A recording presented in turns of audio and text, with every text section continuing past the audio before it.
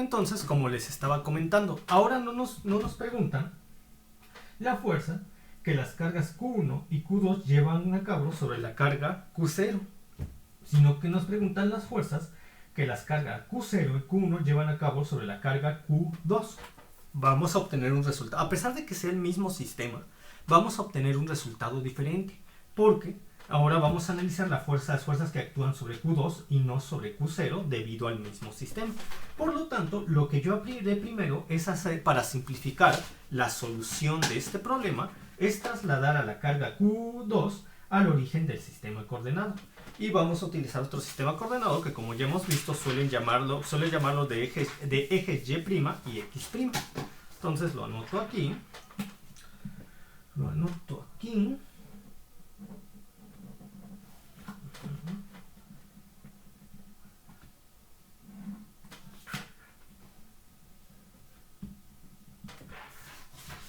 Y bien, entonces traslado la carga Q2 al origen, para lo cual tiene que hacer un desplazamiento de una unidad hacia la derecha, es más 1, y de 2 unidades hacia arriba, que es más 2 en Y. Entonces tendríamos más 1, menos 1 más 1, 0, y menos 2 más 2, 0. Aquí estaría ya en el origen la carga Q2. El mismo desplazamiento tienen que experimentar Q0 y Q1. Entonces fue un desplazamiento hacia la derecha y tendría 3 más 1, 4. 4 estaría por aquí aproximadamente, y en el eje Y tendríamos un desplazamiento de 2 unidades hacia arriba, sería 2 más 2, que en este caso me va a dar 4 otra vez, de tal forma que la carga Q sub índice 0 se ubicaría en 4,4. Ahora, la carga Q sub índice 1 tendría que realizar de nuevo, bueno, al igual que la otra carga, la Q sub índice 0, un desplazamiento hacia la derecha, de tal forma que tendríamos 6 más 1, 7, que se ubicaría más o menos por aquí, 7. Y en el eje Y tendría que realizar 2 desplazamientos hacia arriba, que en este caso sería 8 más 2, 10, que se ubicaría más o menos por aquí, 10. De tal forma que tenemos a la carga Q sub índice 1 en esta posición. Q sub índice 1. Se acabó. Muy bien. Ya con este diagrama, que ubicamos los ejes Y y X, Y' y X', nos simplificamos el problema. Es más fácil obtener todos los demás resultados. Entonces lo primero que yo voy a hacer es que obtener la distancia de separación primero entre la carga Q sub índice 2 y Q sub índice 0. Le voy a poner Q en la distancia de separación, como lo hemos hecho, R sub índice 2,0 sería igual a la raíz cuadrada ¿de quién? De la distancia de separación que se proyecta sobre el eje X entre la carga Q2 y Q0, que en este caso es 4. 4 y proyectada en Y sería otra vez 4. 4 al cuadrado más 4 al cuadrado. Entonces tendríamos la raíz cuadrada de 32, que nos da 5.65. Y seguimos manejando pues la misma escala, milímetros y milímetros. 5.65 milímetros. Muy bien. Y si se dan cuenta, tendríamos la misma distancia que aquí, porque precisamente lo que calculamos es la distancia de separación entre Q0 y Q2. Esta no ha cambiado, la distancia de separación. Pero ahora, en vez de obtener una distancia de separación entre Q0 y Q1, como lo hicimos la vez anterior, ya no va a ser esa, sino que va a ser otra vez entre Q2 y Q1. Es así, no lo hemos calculado, y aquí vamos a empezar a tener diferencias con respecto a la primera forma de resolver el mismo sistema, porque las preguntas son distintas con respecto al mismo sistema. Entonces, ahora tengo que calcular la distancia entre la carga 2 y la carga 1, sería 2,1. Bien, la distancia de separación entre la carga 2 y la carga 1, eso proyectado sobre el eje X, sería 7. Y 7, entonces tendríamos 7 al cuadrado, y proyectado sobre el eje Y sería 10, entonces tendríamos más 10 al cuadrado. Y esto nos da 149, la raíz cuadrada de 149 es 12.2. 12.2 milímetros aquí, y también aquí milímetros. Milímetros. Muy bien. Ahora yo voy a obtener la magnitud de las fuerzas entre carga 2 y carga 1. Miren, como sabemos que entre esta y esta tenemos la misma distancia y el valor de las cargas no ha cambiado, es esto de aquí, aquí se tendríamos la misma magnitud para la fuerza entre carga Q0 y carga Q2, porque la distancia de separación entre ambas es la misma. La carga sí no ha cambiado en ambas, sigue siendo la misma. Aquí entonces podemos aprovechar el resultado pasado que nos dio. Solamente aquí la denotación no sería de la fuerza no sería la magnitud de la fuerza que lleva a cabo la carga Q2 sobre la carga Q0 en este caso, sería la magnitud de la fuerza que la carga 0 lleva a cabo sobre 2, sería 2,0. La carga 0, la magnitud de la fuerza que la carga 0 lleva a cabo sobre 2, que es la misma que la magnitud de la fuerza que la carga 2 lleva a cabo sobre la carga Q0. Pero en este caso sería de sentido opuesto, dado que ahora lo estamos analizando al revés. No estamos analizando la fuerza que 2 lleva a cabo sobre 0, sino la fuerza que 0 se lleva a cabo sobre 2. Misma magnitud, pero sentido opuesto. Y como es la misma magnitud, la puedo aprovechar. Que es que ya hemos calculado que en la fuerza entre carga 2 y carga 0, entre carga 2, lo hemos calculado anteriormente, la fuerza que entre carga 2 y carga 0 nos da 1.15 meganewtons. Aquí lo pongo. 1.15 mega. 1.15, aquí está. 1.15 meganewtons. Muy bien. Ahora es el momento de calcular la fuerza entre la carga 2 y la carga 1.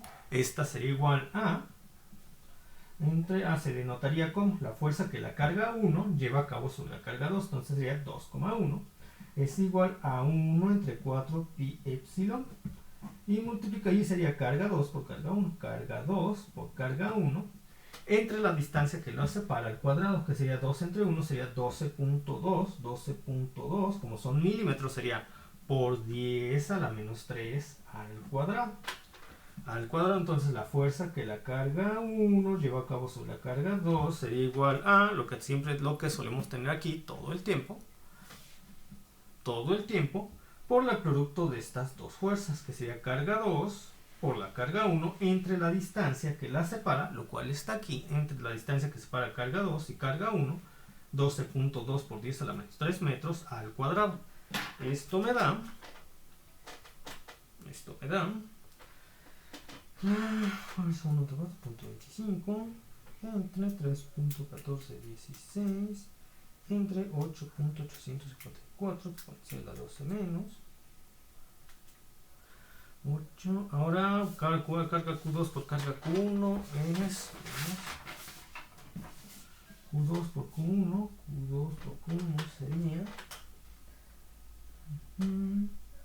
Q2 por Q1 sería 84 por 10 a la menos 6. Tendríamos Q2 por Q1 sería lo que hemos calculado de 1 entre 4 pi entre epsilon subíndice 0 por 63 por 10 a la menos 6 y finalmente por 84 por 10 a la menos 6. Entonces sería por 63 exponencial a la menos 6 por 84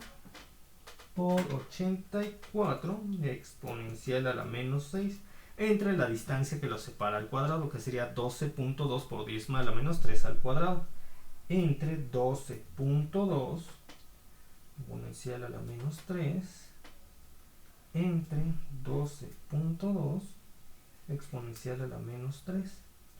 Y esto me daría 319.558, lo cual lo podemos expresar por medio de los prefijos como 0.319 meganewtons o 319.55 kilonewtons. Como hemos estado manejando las cantidades en meganewtons, nos conviene expresarlo como meganewtons. Sería 0.319 meganewtons. 0.319 meganewtons. La fuerza es menor la fuerza entre la carga Q1 y la carga Q2 es menor con respecto a las anteriores fuerzas, porque la distancia que separa la carga Q2 de la carga Q1 es mayor que la distancia que separa a las otras cargas. Por eso, a mayor separación, menor es la fuerza de Coulomb. Entonces ya tendríamos, es el momento de calcular las direcciones. En este caso ambos cálculos son muy sencillos. ¿Por qué? Porque ambos cálculos son muy sencillos. Porque miren, las líneas que conectan a la carga 2 con la carga 0 y las líneas que conectan a la carga 2 con la carga 1 están sobre qué plano, sobre qué cuadrante. El primer cuadrante. Por lo tanto, el ángulo teta, ¿dónde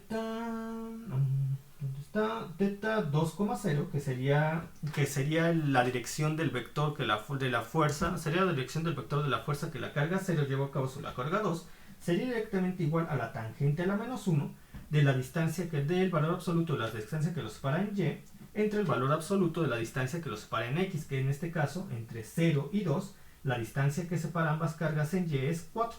La distancia que separa ambas cargas en x es 4. Entonces tendríamos simplemente la tangente a la... Ah, pero antes se me estaba olvidando. El profesor, quien nos aplica el problema, nos ha establecido una polaridad para las cargas. Nos ha dicho que aquí es más y aquí es menos. Entonces, por lo cual, la fuerza que la carga Q, aquí sería positiva, carga Q2 es positiva, sí. Carga Q subíndice 0 nos han dado una polaridad positiva. La carga Q subíndice 2 nos han dado una polaridad, nos han declarado el profesor, quien nos estableció este problema, que dicha carga tiene una polaridad positiva. Nos han establecido como dato del problema que la carga Q subíndice 0 tiene una polaridad positiva y nos han establecido como dato del problema que la carga Q subíndice 1 tiene una polaridad negativa. Muy bien.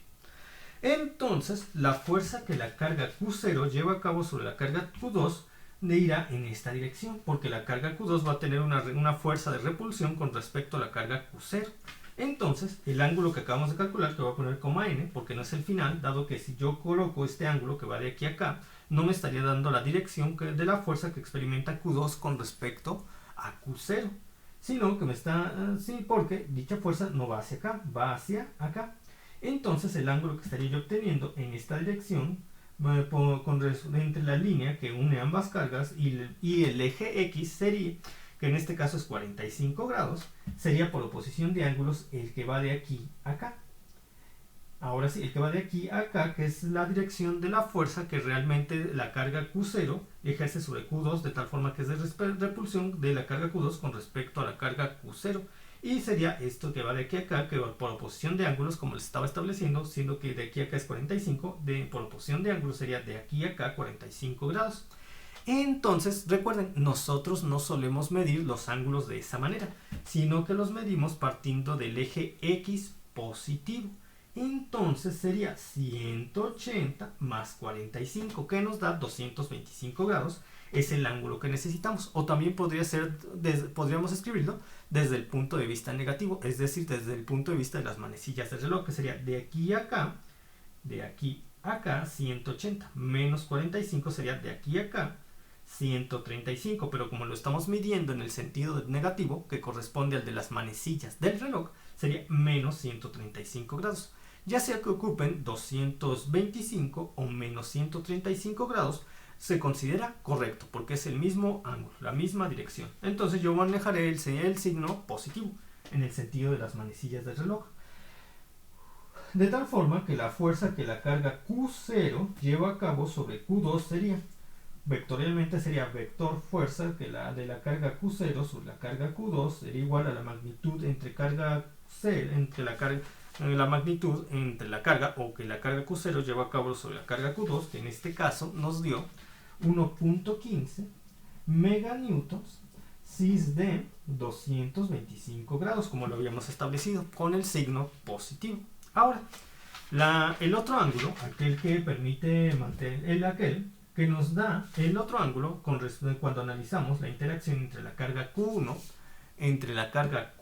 y la carga Q0, ese sí es fácil de obtener. ¿Por qué? Porque miren, esta carga es positiva y esta carga es negativa. Entonces la fuerza entre ambas cargas sería de atracción, de tal forma que la fuerza que la carga 1 lleva a cabo, la fuerza que existe sobre la carga Q2 debido a su interacción con la carga Q1 iría en esta dirección, existiendo sobre el primer cuadrante. Y ya sabemos que cuando tenemos el primer cuadrante, el ángulo es muy fácil de obtener. Simplemente el ángulo que definiría la dirección de la fuerza 1,2, porque la carga Q1 con respecto a la carga 2, de F, de aquel ángulo que define la dirección de la fuerza 2,1, porque es la fuerza que 1 lleva a cabo sobre 2, fuerza subíndice 2,1, la carga 1 que la carga 1 lleva a cabo sobre la carga 2, tendría una dirección en el primer cuadrante, y esto es fácil de resolver, sería directamente ese ángulo igual a la tangente a la menos 1 de la proyección en Y de la distancia que separa ambas cargas, en este caso 10, entre la proyección en X de la distancia que separa, que esto de aquí a acá, lo mismo, la distancia que lo separa sobre el eje X. En este caso tendríamos la tangente a la menos 1 de 10 entre 7. 10 entre 7.